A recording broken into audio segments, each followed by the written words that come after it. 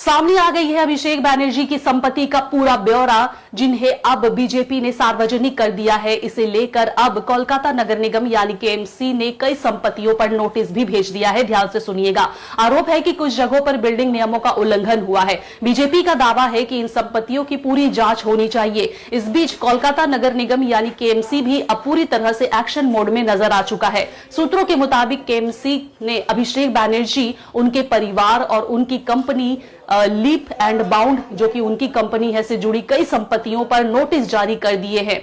बताया तो ये जा रहा है कि कुल 17 संपत्तियां फिलहाल इस वक्त जांच के दायरे में पाई गई है। इसके अलावा 43 ऐसे संपत्ति पाए गए हैं जिन्हें बीजेपी ने उजागर कर दिया है।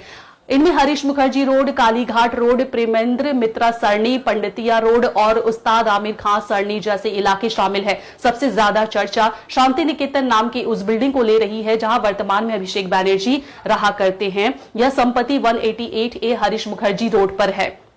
कोलकाता नगर निगम ने कोलकाता म्युनिसिपल एक्ट की धारा 400/1 के तहत नोटिस भेजकर पूछा है कि क्या भवन निर्माण तय नियमों के मुताबिक हुआ था या नहीं। इसकी भी जांच पूरी तरह से की जाएगी। नोटिस में यह भी कहा गया है कि अगर किसी हिस्से में अवैध निर्माण पाया गया तो उसे हटाना पड़ सकता है। इस बीच बीजेपी ने अभिषेक बैनर्जी से जुड़ी हुई कथित 43 संपत्तियां, 43 संपत्तियों की सूची भी, लिस्ट भी पूरे सामने रख दी है। इनमें कई सारे इलाके शामिल है। इनमें शामिल है 5/1B हेम लेन रोड, इसके अलावा 1/1B/1 धर्मतल्ला रोड, इसके बाद है 30AER गिरिंद्र शेखर बोस रोड, इसके बाद है 37/1A पंडित मदन मोहन मालवीय सरणी, 17 Devendra Ghosh road, 29 Rajkrishna Ghoshal road, 3F वैष्णव घाटा बाई लेन। इसके अलावा नेताजी सुभाष चंद्र बोस रोड पर भी 2 संपत्तियों और पूर्वांचल रोड पर भी अभिषेक बैनर्जी की संपत्ति बताई गई है।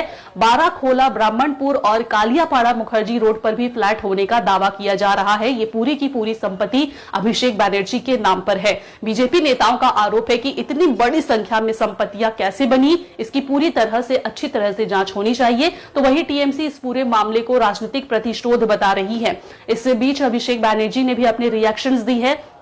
उनका साफ तौर पे कहना है कि उनकी बीजेपी के खिलाफ लड़ाई जारी रहेगी। अब सबकी नजर इस बात पर है कि जांच एजेंसियां आगे क्या कुछ कदम उठाती है और क्या यह मामला बंगाल की राजनीति में और भी बड़ा राजनीतिक तूफान लाएगा।